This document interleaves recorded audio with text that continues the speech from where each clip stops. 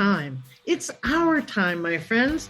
Time for millions of maturepreneurs, 55 plus, who are hashtag not done by a long shot, to revolutionize how we lead, do business, and innovate our world. I'm your host, Jeanette Anderson, and welcome to my conversations with fascinating people who would rather inspire than retire.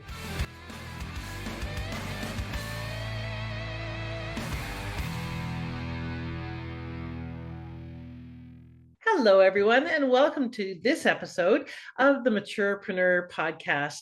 I am your hostess, Jeanette Anderson, and today I have with me the lovely leadership guru, Emily Hawkins. Welcome, Emily. I'm glad you're here.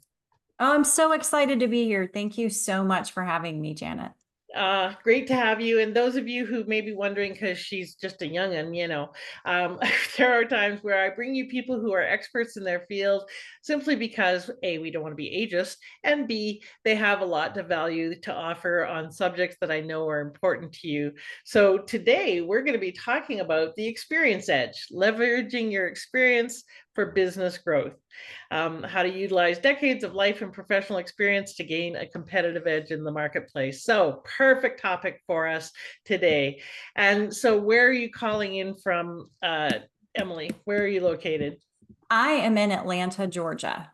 All right. I love Atlanta. Lived there many decades ago when I was 21. That was a while ago. And one of my favorite places that I lived and one of my favorite memories of all time in Atlanta was we lived in this tiny little house. It was across from a field that was completely kudzu, and the kudzu had grown over, which is a big leafed kind of vine pest plant in Atlanta, had grown over this house. So literally the whole thing was covered with greenery. And there was a storm that was going on that was the most incredible storm I've ever experienced. I literally stood out on the patio, the balcony, and called friends of mine back in Canada and said, listen to this, and put it out because the thunder and the lightning was so loud, and sheets of rain that were coming down. It was literally like a complete curtain of water. And the thunder and lightning shook the house so much that literally things were falling off just from the power of the thunder. It was incredible. It was a really cool memory. I love when nature gets pissy. So it was really fun. Anyway, lots of great memories from Atlanta, but that was one of them. So let me tell you about, get off of memory lane here and tell you about Emily. So Emily Hawkins is a seasoned business leader and the creator of LeaderSHIFT, where Emily guides small business owners to implement strategies that not only keep more money in their business, but also foster lasting success and growth. With over 15 years of experience in the corporate world, where she led teams, streamlined processes, and saved millions for large organizations, Emily made the pivotal decision in 2017 to leave the corporate sector and dedicate herself to helping small businesses thrive through her innovative approach. Equipped with a supply chain degree from the University of Tennessee, an MBA in global business from Georgia Tech, and a Robbins-Madanes, did I pronounce that right? Madanes. Madanes life coaching certification. Emily has successfully coached over 2,500 individuals and business owners, guiding them to unlock the potential. Emily's expertise and impact have earned her recognition, including being featured in Forbes in 2020 for her groundbreaking work. Awesome. Congratulations. That's a lot of degrees and certifications and so forth. So congrats on that.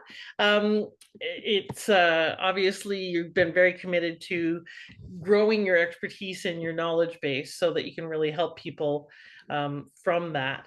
So tell us a little bit about you that we wouldn't guess from reading your bio. So what's something maybe even your friends don't know, Emily? Ooh, that's so interesting. Well, I can't ride a bike. So I've tried many times, probably, I don't know, a dozen times in my life. Even my children have tried to teach me how to ride a bike. I don't know if it's a balance thing or whatever, but it's a joke that I have that when somebody says it's like riding a bike, I'm like, oh, so it's really hard. It's downright impossible. Ah, that's interesting. Well, we all have our things, right? I cannot for the life of me hula hoop. I have Ooh, that's friends trying hard. to teach me, and yeah, no, it's just not. I could when I was a kid, but I can't now. Anyway, so that's awesome. And tell me a little bit more about your kind of business journey. You went from corporate to personal. What prompted that pivot? Oh, goodness. So in 2015, I had my son, Mhm. and I thought this would be the best year of my life. And hindsight being 2020, it was, because that year my team fell apart. Mm. I cried, I don't know, every day, a Okay. lot. I realized I was a piss poor leader. Mm. And by the end of the year, I changed everything. Mm. So 2015 was really a reckoning of who I really wanted to be. And if I wanted to continue to lead and do what everyone else did and how they did it, Mhm. then I was going to get a lot more of what I already had. So in that year, I ended up reading 26 books, trying to change everyone around me. Spoiler alert, every single book was like, you are the problem, but it doesn't say that. It's like more empowering than that, right? Um, so again, I'm a slow learner, so it took me a while to get that. So after reading this and really understanding it, each book had a little nugget in it. And by the end of the year, I realized I am the problem. And if I want things to be different on the team that I'm leading, I have to change. Mm. And I had the opportunity of letting go of half my team and hiring different people.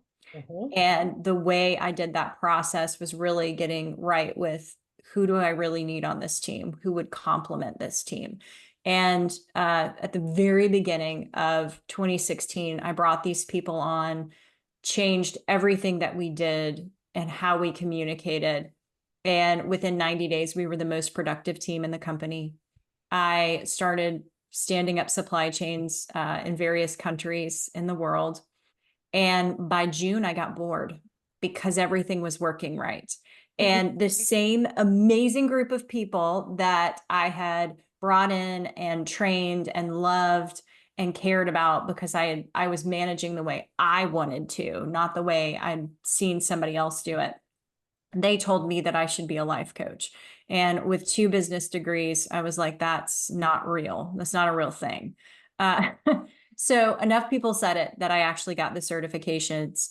And again, that whisper kept coming of, what if you help more people that were outside of this organization? So in 2017, I left my cushy corporate job to find 100 people to help. That was my goal. And I've helped 2,500 people and businesses. And so I was dreaming really small. And I hope that all of us dream small, because I think that, dreaming is really limitless when we let go of what we think is possible. Beautiful. That's a really interesting story. And there's a bunch of things I was noting down as you were talking. One is I really appreciate the humility and the self-awareness that it took for you to be able to say, I'm the problem. I need education and a contextual shift. So I need both skills and will to shift this. And I'm going to commit like heads down 26 books and doing the work to really make that difference and shift. And obviously, based on results, you did change your kind of your contextual framing, is what I call it, the container of who you were being. And I love your comment about life coach. That's not a real thing. Yep, that's still an issue. Still, in our industry of coaching, business or life coaching, um, I've been teaching coaching certification programs for the past 32 years, and it still has a credibility issue, largely because there's a lot of people out there who just hang up their shingle and have no training, no experience, no background, etc. So I love that you went and got the credentials and got the skills to go with it. And I love your notion of I just want to help 100 people. That's still a fairly audacious goal for many coaches. How did you end up serving 2,500? Like, I'm assuming some of those are in group programs and or audiences, not individuals, Yes. right? Yeah. So about 500 were individuals. And that got really insane because what happened was I would serve one and they would bring me two people. And then those two people would bring me five people and so on and so forth. And so it just kept growing to a point where I could not physically meet with as many people as I was trying to meet with. And also, I was kind of losing my soul, because it was like when you meet with that many people one-on-one and you say the same things, over and over again. And I say the same things because a lot of these people had similarities and similar issues. And that was when I decided to actually create a lockstep program, a group coaching scenario. And that was what actually elevated me to be able to serve as many people as I have, which has been really great. I still do one-on-ones with business owners. That to me is incredibly important to understand what the business needs and what track they need to be on. I believe that there are 6 different things in our business that we could work on. And the problem is, as business owners, we try to work on all 6 at once because we think they're all important because it's our business. And I'm here to tell you that if you focus on one, the most important one, it will actually affect all 6 areas faster than if you try to do all 6 at one time. Absolutely great. I want to talk about that some more as we dive into this deeper, because I think that's really important for people to hear here. So tell me a little, let's go a little deeper here. What's your why? Why do you do this work? Why do you care about it? So I understand that you pivoted and but what's the motivation for you behind this? What's your purpose? I am blown away at how many business owners I work with that are beautiful service providers, and they come to me sheepishly and embarrassed that they don't have a business background. But they were not put on this planet to have a business background. They were put on this planet to serve people. And I also believe, after having 2 business degrees, I have an acronym that I actually think MBA stands for after receiving one. It's much bigger. We'll use the term a-hole. People that have MBAs love to talk about it, right? I have an MBA. And I don't know if it's to make others, to feel othered, right? To feel like you need this. It's some secret club. Yes. And I just don't believe that. I actually believe if you can add and subtract, you can be a business owner. That's really all it is, right? Dollars in, dollars out, seeing your base grow or shrink. It's very simple math. And I think that most business owners stop in their tracks and don't grow because they think they're supposed to know something and they're afraid to ask it because they think that they're going to be thought of as not smart. And I am here to stop that. My mission is by the year 15. So most businesses, we talk about half of businesses fail, in their first 5 years, but of all the businesses, only 25% of businesses that start make it to year 15.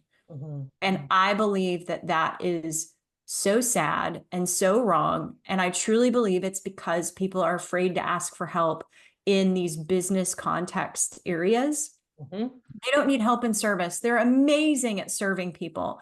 It's these small little things. And so my goal is to shift that number to 80%. Let's have 80% of businesses succeed at year 15 or past year 15. And that's been my biggest why, and unmasking the fact that it's all simple. Y'all, if you work with me, I will literally give you my MBA. That's what I always tell my clients, because there's nothing that I know that you shouldn't know by the time that we end our time together. And most people are blown away at how simple it all is. Like, oh, that's it? And I'm like, yes, exactly. That's it. It's not complicated. Most likely, if it's complicated, it's either healthcare or you're doing it wrong. So I that's really my goal, is to simplify it and make every business owner feel empowered in their business. Beautiful. I love that objective because you're right. There are a lot of people who feel like I can't do that. I can't be an entrepreneur. And there may be some people out there that just are not entrepreneurial, that don't want to take risks, that are too risk adverse, or that are absolutely unwilling to do promotion, self-promotion or sales or marketing. There are some people who can't or choose not to do that kind of thing. But I think it's all learnable, it's all doable, and it is all, like you said, things that by and large are common sense, which is not all that common. And I am a full believer, especially for maturepreneurs, that you do need to learn how to run a business. You can't just be the technician if you want to be a successful business owner. And it's learnable. You can learn it, just like you learned all of the other skills in your life. So what are some of the things that you've noticed that get in the way the most of people being successful in their business? So, like I said, I work with people that have businesses that are already established. They're typically making at least $25,000 a month. So they're not worried about sales, right? That's not the problem. The problem is keeping the money, because a lot of people are buying things. They're buying people and processes and systems, which sounds terrible, but it's true, with all the money that they're making. And so you might see on social media, it's rampant on social media. It doesn't matter what social media platform you're seeing. Everybody talks about gross revenue. No one is telling you net. And I have worked with businesses that are making millions a year and are also spending millions a year. And therefore, at the end of the year, they're actually in the red.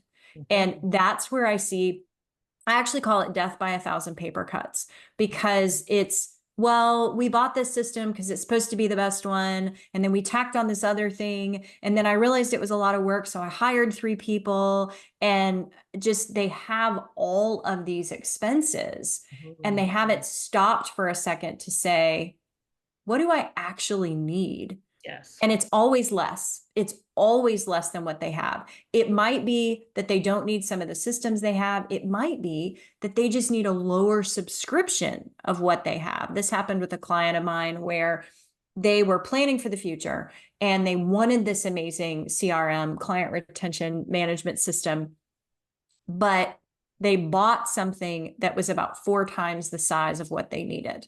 Yes. And all we did was scale it back to meet what they had. And they were like, well, it doesn't have the bells and whistles. Right. You don't even need those bells and whistles because of the size that you are. But as soon as you are, you can just up that again. So they ended up saving, it was roughly about $50,000 a year by doing that. So it was huge savings.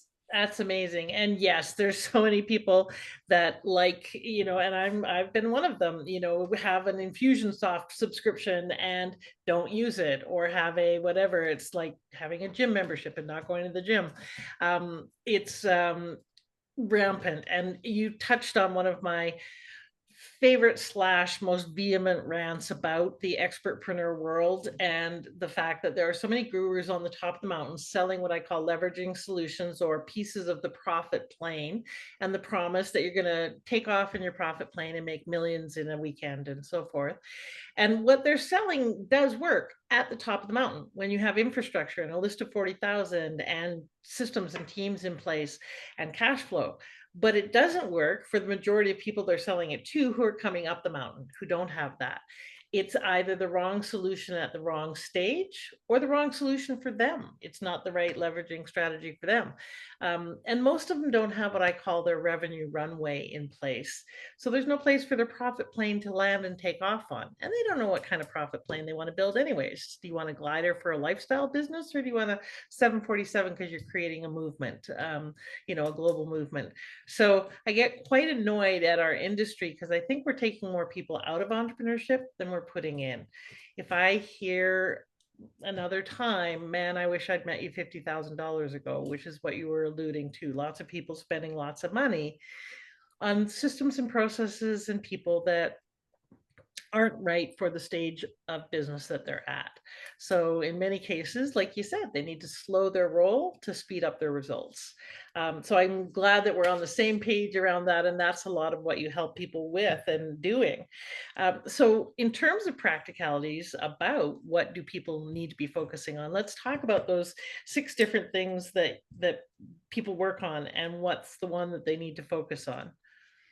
Most definitely. So, like I said, it's a wheel. I'm making a hand motion that looks like a circle for anyone who's listening. And like I said, it's all connected. And that's beautiful or terrible. I say it's beautiful if everything is working right. It's terrible if it's not. If one of those areas is broken, just like a tire, it doesn't matter where the hole is, your tire is going to be flat and it's going to be real hard to drive your car. The problem that most people have is, again, that blanket, like, let me focus on all the things. Let me focus on all 6 areas. So the very first one is operational excellence. And this is your systems and your processes of customer walks in the door, they, buy a thing from you, a service, a good. What is that?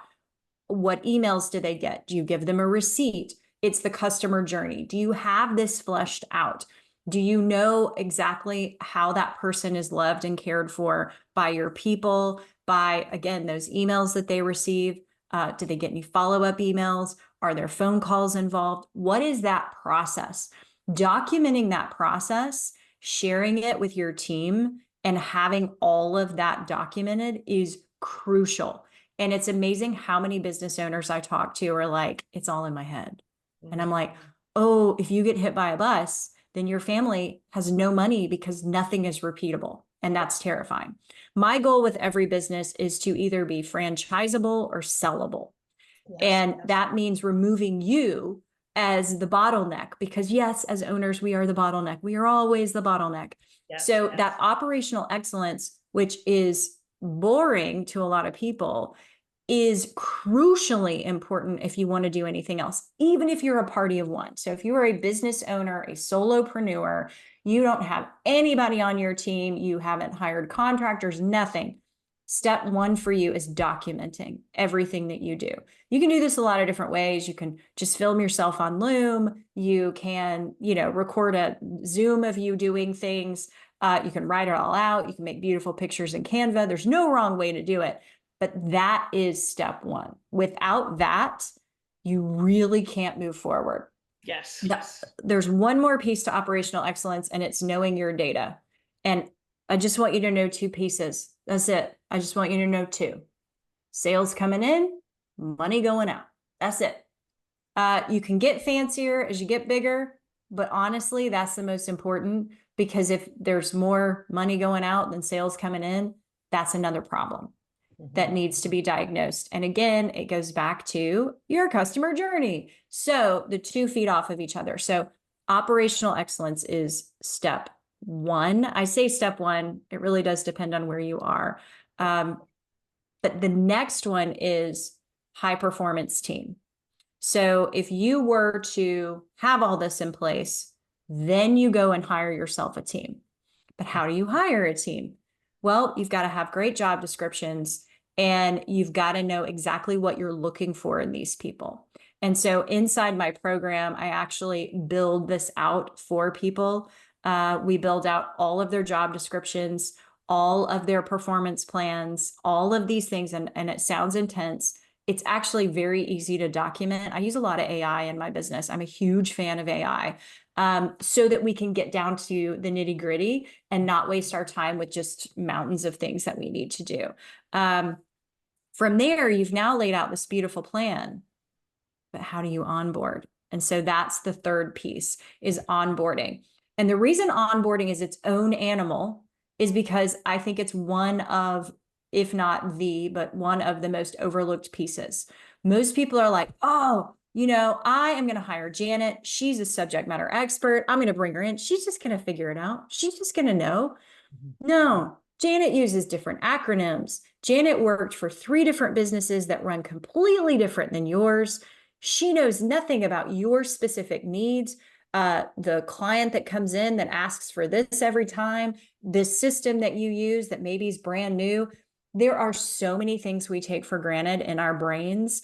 And that training period, which in my opinion is a 90-day process, please do not stop listening to this because I said 90 days. I do not want you sitting with somebody for 90 days. I want you to think of your employee as being new for 90 days. Contractors or employees, same kind of process. And again, I lay all this out. And what's funny is most business owners I work with say they're daunted by 90 days. 4 weeks into hiring somebody new, they're like, oh my gosh, I'm like hands off. And I said, right, because that's not, you shouldn't be micromanaging for 90 days. You should be giving them what they need, the support and the growth, and then slowly giving them more and more. And so that onboarding is crucial. You're not hiring the wrong people. You're just not training them well. Exactly. Well, and you may be hiring the wrong people if you're not clear on what you really need to do and what you need them to do and what the right fit is in terms of attitude and not just skills. There's lots of people who can design graphics for you. There's lots of people who can do various things, BBAs, but they may not be the right person with you. So finding that right person and then onboarding them is so crucial. I have gone through so many BAs and subcontractors and so forth who were not successful because I didn't set them up for success. And it's expensive, it's time consuming, it's frustrating, and it's my fault because I didn't set them up for success and didn't have systems and processes documented for them, etc. So important that you hear this and take it to heart, because it will save you so much time and effort and money in the long run, and have you actually be able to get things off your plate versus delegating and then having to manage projects. So it makes the difference between delegation and abdication. So super important. Great point. Thank you for making that, Emily. All right. What's number 4? Well, I also want us to think just for 1 second, you made me think about this part. I use Kajabi. Kajabi is a system that you can house your courses on. And one of my products is onboarding my team. So that way I don't have to repeatedly share our customer journey and that type of thing. So just think about, and I believe our people that work for us, contractors and employees, are customer zero. And so they need to be treated like a customer. So I just wanted to touch on that. So the next one is communication essentials. And the reason it's essential is because it's so essential, just because it is. I'll give you an example. If you were, I don't know, you had a child. The day they were born, I'm sure that you wrapped them in your arms and you said, I love you so much. And I'm pretty sure that was not the last time you told that person that you love them. If you did, they probably have lots of issues. Yet, we think if we have to repeat things or if we have to share things more than one time, that something's wrong with people. Yet, in our personal lives, we would never do that. Right. We would constantly share what needed to be done, what the priorities are. Hey, this weekend, what are we doing as a family, right? That's normal. And yet in our business, we're like, oh, why do they keep asking me this? And it's so funny because it's actually no different than that. And so communication is really something that is important. It's so simple. It does not have to be hard. But I teach a weekly communication strategy that will save you 10 hours a week because it's so clear. Everyone understands what their priorities are, and it's amazing how much you can get done in a week. Awesome. Okay, well, I probably want to come back to that because I think that's going to be a really practical tip for people in terms of the application. All right, how about number 5? So number 5 is focused feedback. And yes, this is separate from communication. And this is also where people go wrong, is they think, well, I'm communicating every week, I'm sharing what needs to be done, but that's not feedback. Feedback is, Janet, that report you did was really great because of X, Y, and Z. Next time, could you use a different font? All of that is great feedback. Something else that's not helpful feedback is, Janet, you are awesome. It sounds great. I mean, I would make a t-shirt that says Janet is awesome. That's fine. But from a feedback perspective, it's not specific enough. And so giving people specific good and bad feedback is super important, and having a cadence of that feedback. But also something else that I teach is what I call self-serving feedback loops, meaning your people on your team should know if they're doing a good or bad job without you even saying anything, if you have these self-serving feedback loops in the mix. They will be able to say week over week, I know I'm not doing my job because of these 3 things. I try to limit it to 3, because if we put more than 3, people just won't remember. And so that's important, so that the person can raise their hand and say, hey, I'm not making my goals. Could we have a session to work on this? Because it is a 2-way street. So feedback is super important. And then the final one is innovation. Okay. And the reason it's innovation is because it's growth, and your business at any given moment can be growing or dying. If you are not innovating in some way, shape, or form, listening to those customers, listening to your team of people, both of those are your grassroots of figuring out what you should do next, then your business will atrophy and it will die. I look at, if you look at big behemoths, you look at Blockbuster and how they completely missed the bus when it came to buying Netflix, because they really weren't in touch with the audience.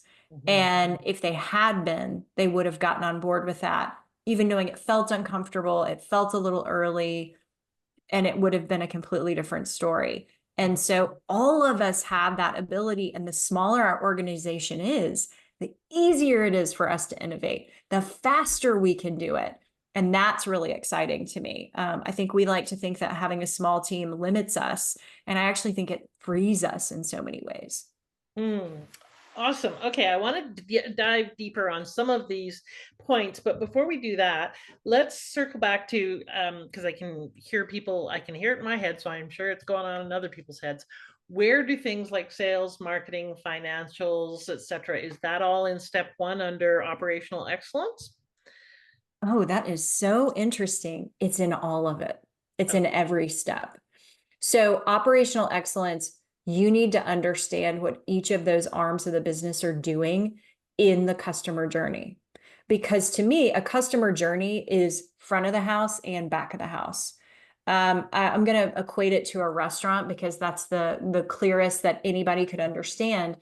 When I go to a restaurant as a customer, I know that I order food from a waiter and it magically appears in front of me, and hopefully it's delicious, right? I don't really care who made it, what kind of day they had, or anything else, right? I just want to enjoy this meal. But that's not the customer journey. The customer journey is, person walks in, what do you hand them? How long did they wait? And now, what did the waiter say? What was that like? Then the handoff of what the waiter does with that order. And then, how fast is the food cooked? What is cooked in what order? How is it plated? How fast does that come out? There's so many different pieces and parts. And then it comes out to the table. Well, if you think about it, you've had a server, which is kind of a salesperson. You've also had the person in the front that I like to think of as like client support, right? She's going to set you at the table like, hey, we're so glad you're here. Here's your table, right? There's client support. And then you've got your people in the back cooking the meal. That feels like very much operations. But let's take it a step further. Where did that food come from? Well, that had to be sourced. And then there had to be a budget behind that. So there's finance. So that's why your operational excellence, when you're carving out this customer journey, it truly touches everyone. And if it doesn't touch everyone, why is that person on your team? You have to question that. Yes, it's a good point. And don't step over that, folks. If you have your customer journey drafted out and there's someone, like you said, who's not part of that process, why are they there? Because everything is about supporting the customer in moving through the solution that you provide from beginning to end. Okay, so and in terms of that focus, you said that there's one that you need to focus on. I'm going to assume it's number one. Is that true? So I love that you said that. I actually have a diagnostic. You can go on my website. It's called Emily Hawkins, the number 4, the letter U.com/performance. You can run through an 8-question diagnostic and it will tell you which one of those areas you should be focused on right now. Right. It's not always that one. So it really is different for each business as to where you are in the process. And Yeah. that's why I was saying it's a wheel, and I'll say step 1. Yeah. As your team grows, though, you're going to want to go through it again and again. So when you hire someone, start at operational excellence. Where does this person fit in the customer journey? How are we going to measure them? Job description, onboarding plan. How are we going to communicate to them? How are we going to give them feedback? How are they going to help us innovate? Yeah. And so you've got to go through that with everyone. Yes, this somewhat correlates to Mike Michalowicz's Fix This Next process or journey that he takes business owners through, which I find really, really helpful, because when you break it down like this, it takes it out of the realm of all and everything and into the realm of what's the one component of this that I need to take from good to great, or that I need to automate, or that I need to turn into a system or a process, so that I am not the bottleneck, and that it's not being, repeated over and over again, depending on, in various ways, depending on who's doing it, that there is the way that we do this here. So when you, and repeat the title for that diagnostic tool, because I think that's really valuable for people to know where they're at. Yes, it's Emily Hawkins, all one word, for you. So it's the number 4, letter U.com/performance. /performance. Okay, awesome. So let's find out a little bit more about you and your journey, because I know that you've moved into this and it sounded like it was super easy, and you just got a whole bunch of clients and they all referred, and everything was just rapid growth with no problems along the way. So is that the case? And what for you has been the biggest challenge in growing your business, in going from corporate to being an entrepreneur? Because there's lots of people listening here who are in the getting going category. They're perhaps transitioning from corporate. They've been an employee their whole life, or they've been a stay-at-home mom their whole life, or something like that. And they're now moving into their own nonprofit, for-profit business, social enterprise, whatever it may be. What was the biggest challenge for you in making that leap? Oh my goodness. Okay, well, day 1 of being an entrepreneur, I had to install a printer, and I had never done that before. And that day, I almost quit because I realized I was my own IT department, and I got terrified. And by the way, the printer got installed. I was so excited. I posted about it on Facebook. I installed the printer, and like the piece of paper that comes out to say that it's like aligned, I posted me holding it. I was so excited. So it was really Cute. knowing that I was wearing all the hats. Yeah. That was terrifying to me. One thing though that I think for your audience is unique and so freaking wonderful, and this is what I want you guys to grab onto and know, you have a zone of genius here. Your zone of genius is you've seen a lot of things, and you know your talents. So if you know your talents, that means you know what you suck at. And if you know what you suck at, do not be afraid of hiring a contractor. One of the greatest places that I love is Fiverr to start out with, because you can get someone on a gig level, like, hey, I want to create my website. Okay, here's a cost. You pay the cost, you get the thing, you're done. Yeah. That to me is so beautiful. When I was a kid, my mom used to say that there's nothing that a phone and a checkbook can't solve.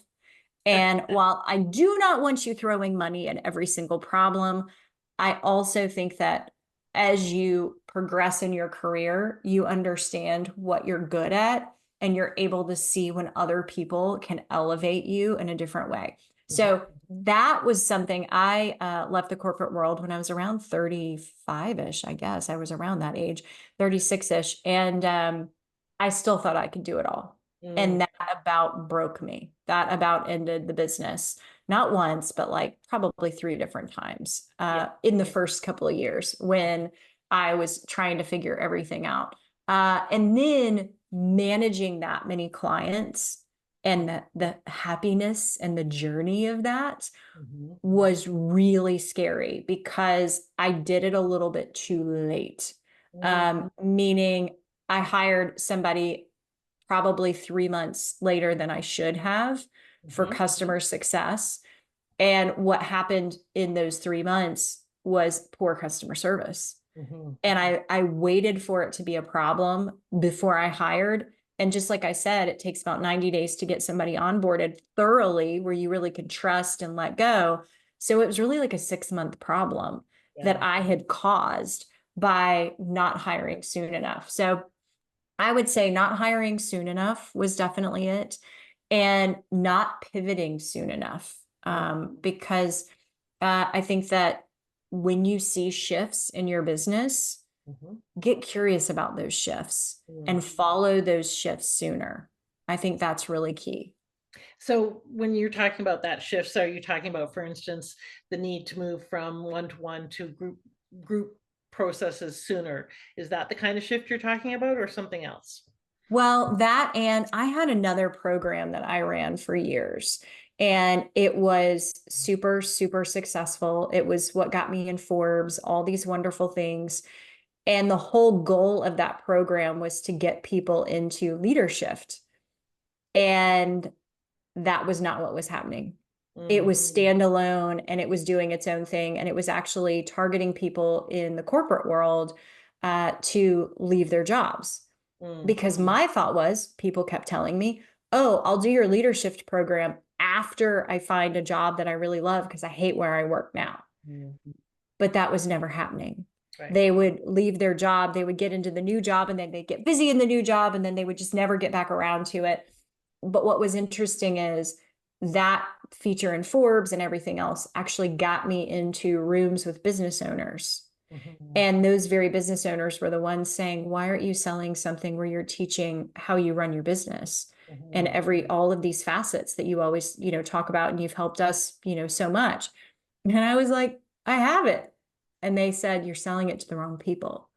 And so that shift was huge for me, in being okay with letting go of this corporate audience for business owners. And I'm so much happier. But it was terrifying at the time to walk away from something that was a lot of it. I mean, you can still buy that program if you want. Nobody on this podcast would want to. You're not looking for a job in the corporate world, but you can still buy it. It's still there. It runs on its own.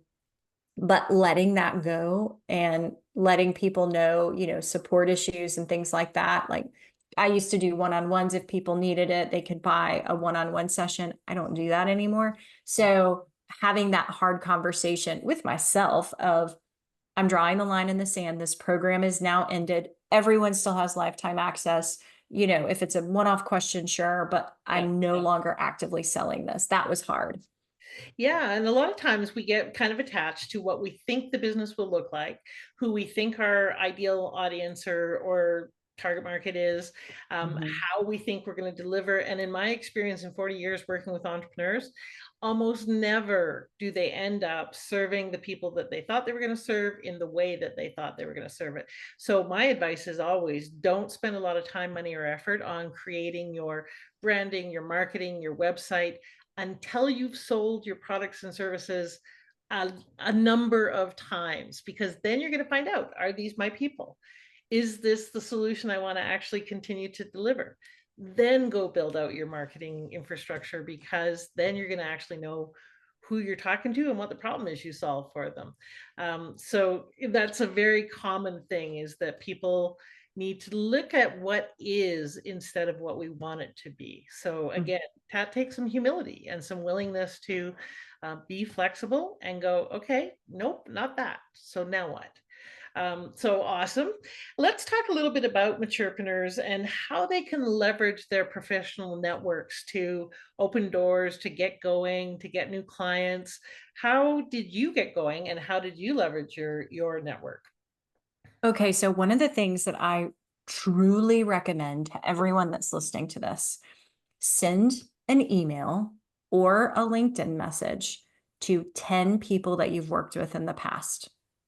What I want you to do is send them a note about how they have personally affected you. Obviously, no one mean, like, don't send this to bad bosses or anything like that. That's not where I'm going with this. You're actually going to say, here are the ways that you have affected my career, help me understand things. I would love to know what my strengths are and where you see me fitting in, with, when we work together, that type of thing. So when you start with a compliment, all of a sudden, first of all, you made that person feel amazing. Don't say anything that isn't real. I'm a huge fan of being authentic and humble and all of the things. But I want you to get 10 of these because you're going to get 10 slightly different answers that are going to help you see your zone of genius a lot clearer. Yes. And then from those 10, there's a couple things you can do here.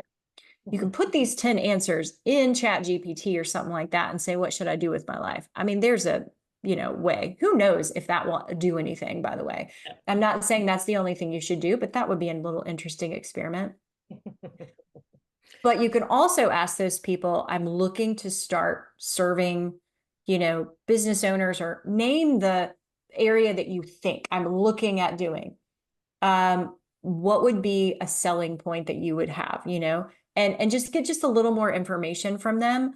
The reason I think this is so powerful for maturepreneurs is they have a giant list. They have, if they were going to have a wedding of all the people that they knew from their career, it would be massive. Whereas a 20 or 30-year-old really hasn't done that much cool stuff. And they haven't seen a lot. So you haven't interacted with enough people. Yeah. But a maturepreneur, oh my goodness, you've got contractors, you've got old bosses, you've got teams. The average business is bought and sold like 3 or 4 different times.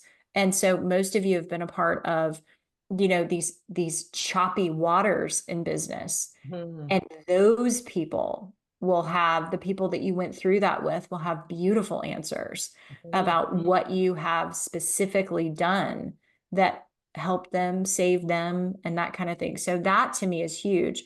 I did want to point out though, that another beautiful thing that maturepreneurs have is patience. Because we all, and I know I'm 43, but I've seen a few things, and I can tell you that those knee-jerk 20-year-old reactions, those knee-jerk 30-year-old reactions, let's go do this, let's go do that. As maturepreneurs, we know we could do that. But if we put a little patience behind it and we look at the details, because we remember in 1987 when this thing blew up and it didn't work out. Technology might have changed, but emotions are still very real. And those same mistakes could definitely still happen. So the patience to be able to see, if we spend just a little more time on this, how much cleaner and greater it can be.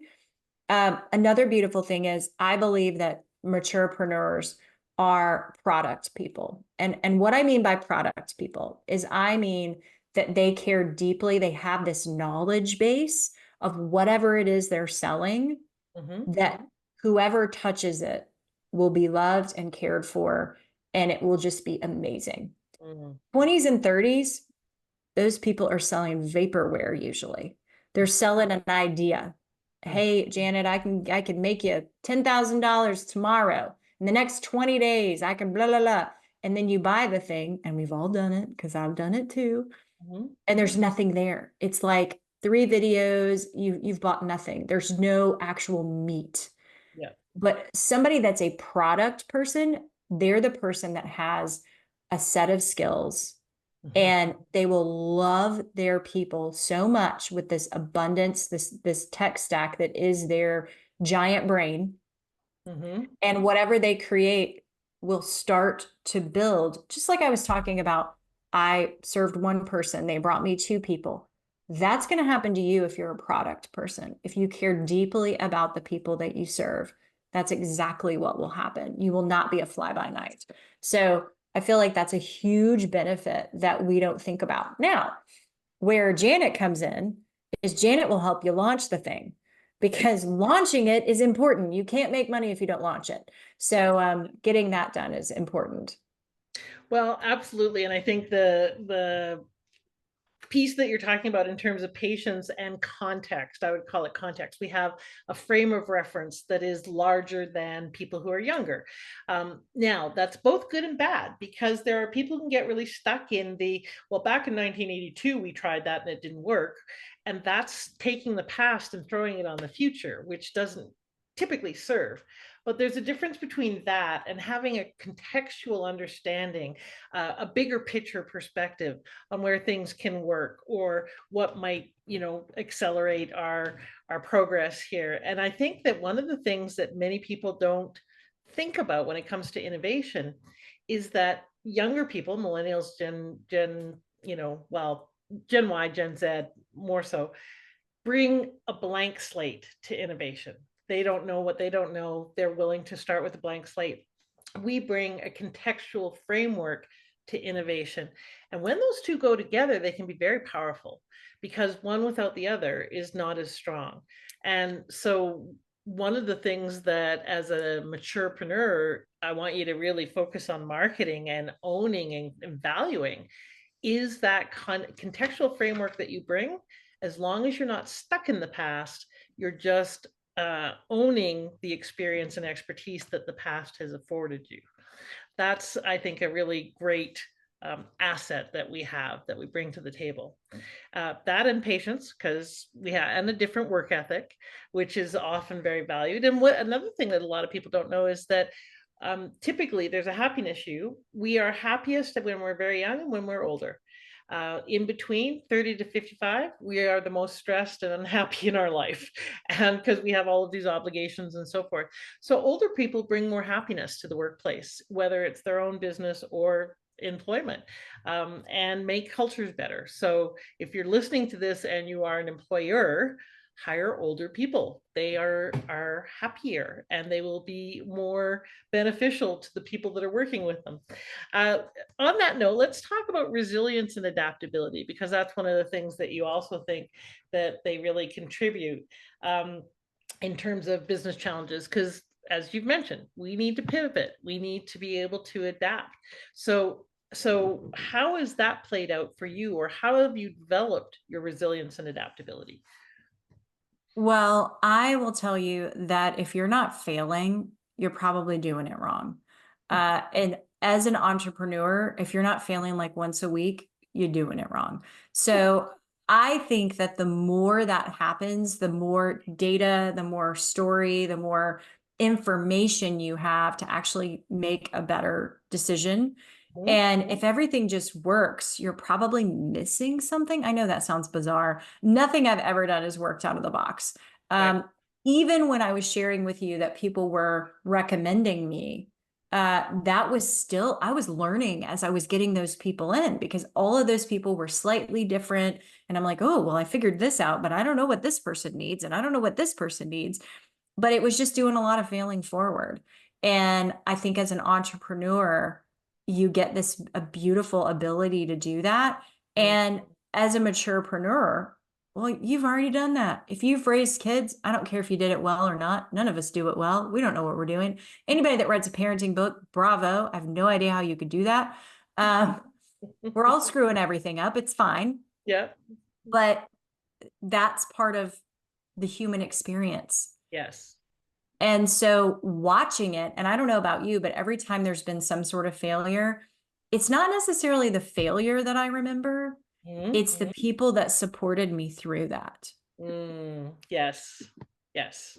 And so I think as an older individual, you have more of those memories of, I'm not going to fall apart. I'm not going to die.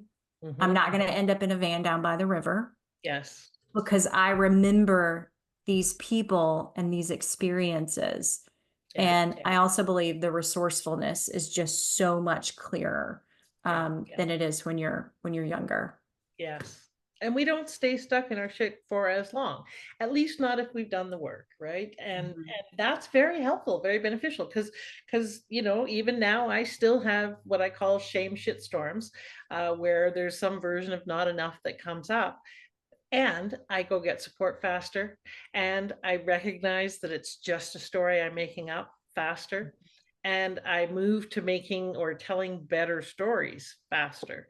Doesn't mean it doesn't still happen. It just means that it's not as debilitating or as undermining as it may once have been. So let's talk just a very quickly about your giveaway. We're going to put it into the thing, and you've already mentioned the test that you have on there. You've got to discover your unique business owner type. It's a 2-minute quiz.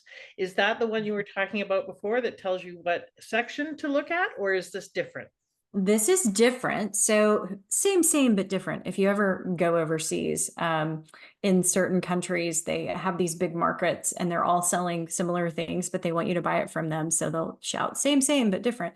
What this is this is just a different way of looking at the same sort of issue. Mhm. So the lens that the unique business owner is, it's you as the business owner. Mhm. How are you unique? And how should you shift things about you to run your business to get out of your own way, basically? Yep. And again, it's another quiz that you take very short. It's about 10. This one's a little bit longer. It's about 10 questions. And what you get from this one is you understand your unique business owner type. There are 4 of these types, so it's a little bit less. And all of them have beautiful things about them and pitfalls. So there's not a single one that's like, if you're this, everything's great. There's always something you need to be looking out for. But in that, I share with you the good, the bad, the ugly. And then I also give you exactly what support you need to actually, use all of the benefits and accelerate your business growth. Yeah. So you get a little plan based on your type. Awesome. I love quizzes, and who doesn't? That's why Cosmo is so popular after all these decades, because they always put a quiz in every single magazine. And so that one is at Emily Hawkins for you, the number 4, and you .com/type. So the Yes. first one was /performance. The second one is /type. So 2 great gifts for you to go and get so that you can get more clarity about who you are and what some things are that you may want to address or take a look at. How else can people reach you, Emily? What are some ways for them to get in connection with you? So I'm Emily Hawkins for you everywhere. So if you go on LinkedIn, that's where you'll find me. If you go on Facebook, Instagram, I am in all of those places. And then, of course, my website is also emilyhawkinsforyou.com. If you scroll down, if you just happen to go to that page and you scroll down, you will see both of those gifts on the main page. So if you didn't remember the /type or /performance, it's all on that first page. All right, awesome. That's great. So there's so many things that you've provided here that are really helpful, really practical. Oh, sorry, I got a cough. Okay, so what's your last piece of advice? Okay, go ahead. So what's your last piece of advice for people that you would like to leave them with? Okay, it never fails that I cough like that too. I mean, it never fails. So my last piece of advice is it's simpler than you think. Take 2 steps out of whatever it is you think you need, and it's probably just that you need. So it's simpler than you think. So when you're doing anything, how can I make this simpler? Should be your answer. That's a great question. How do I make it simpler, easier, less complex? I love it. Thank you so much for your time. Thank you for sharing your expertise. I love the practicality of the steps that you've provided and the focus and just the real encouragement around it's not as hard as we make it out to be. It's not as complicated. Focus on making it simpler and authentic. So you haven't, said that or used that word a lot, but really what we've been talking about is how do you make this fit for you? How do you bring who you are to the table in a way that is real and authentic and in alignment for you, rather than buying those cookie cutter solutions. Cookie cutters are for cookies, not for business models, not for you, not for your future. So I love that you have that perspective of really supporting people in being who they need to be in order to do what they need to do. So please do go and get those 2 quizzes and the information from Emily. Connect with her, reach out. If you are looking for support, then get a coach, get someone like Emily, like myself, that can support you in your next step and stage. And Emily specifically supports those of you who've been in business for a while, who are making money on a consistent basis. But reach out with your comments, questions, join her communities and courses and programs so that you can get support. Like you said earlier, we can't do this alone. We try to be lone wolves. We think we need to wear all the hats just ourselves. And that doesn't work. No one has built a successful business by themselves on their own. So don't be the lone wolf.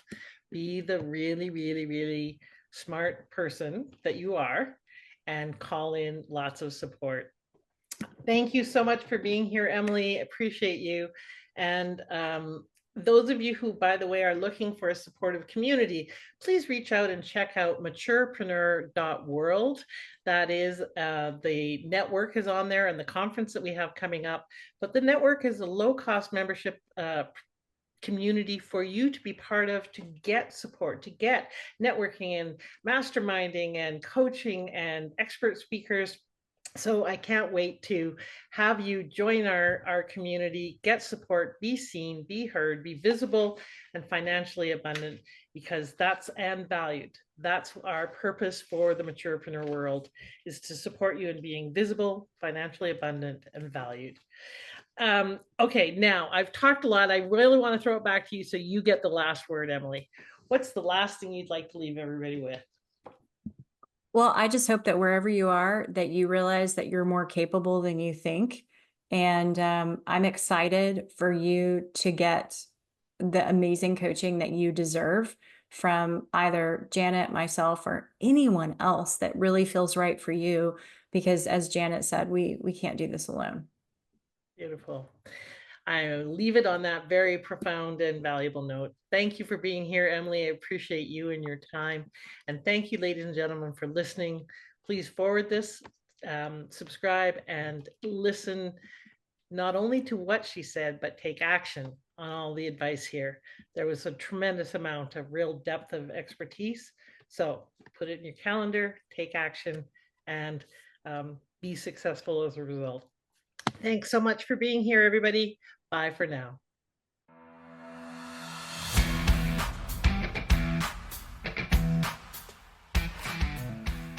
Thank you for listening. I'd love it if you left a comment and subscribed. And I encourage you to apply one aha from this interview right away so you can turn your wisdom into wealth and your contribution into positive change. Bye for now.